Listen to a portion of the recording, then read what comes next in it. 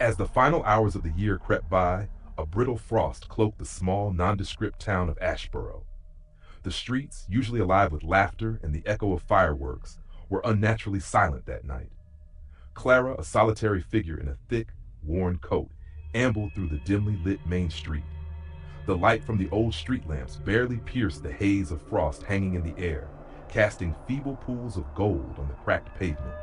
She had a habit of taking long walks to clear her mind, and New Year's Eve was no exception. Yet tonight felt different.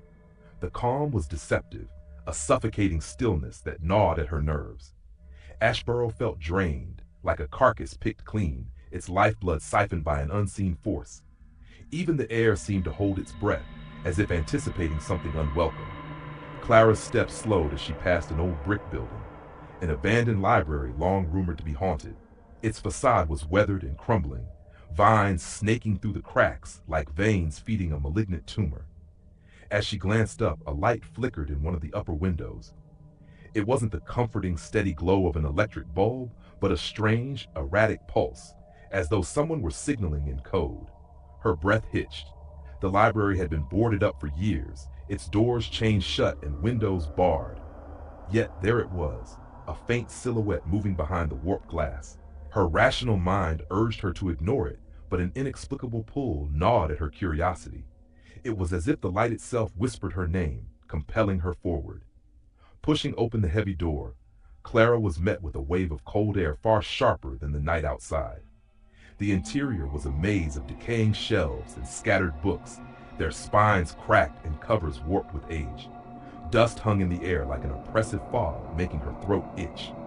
The light she'd seen from the street was gone, swallowed by the library's oppressive gloom.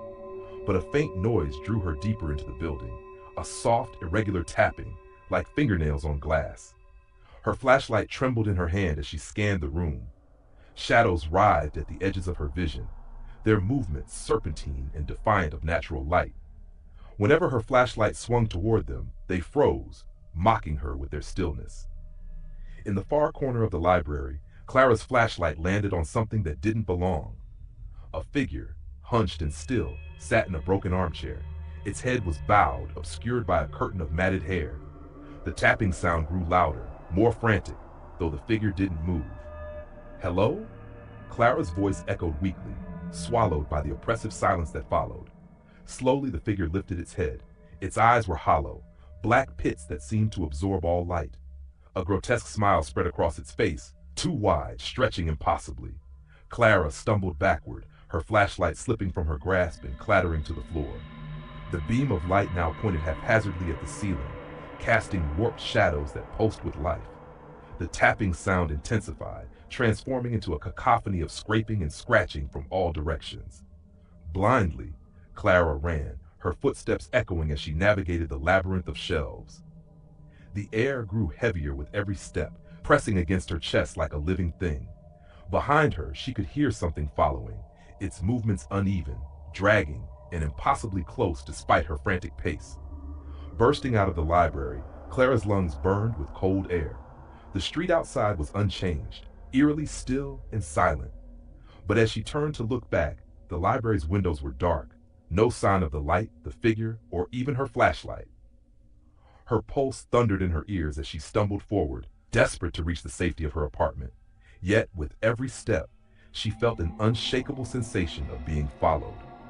When she glanced over her shoulder, the street behind her seemed wrong.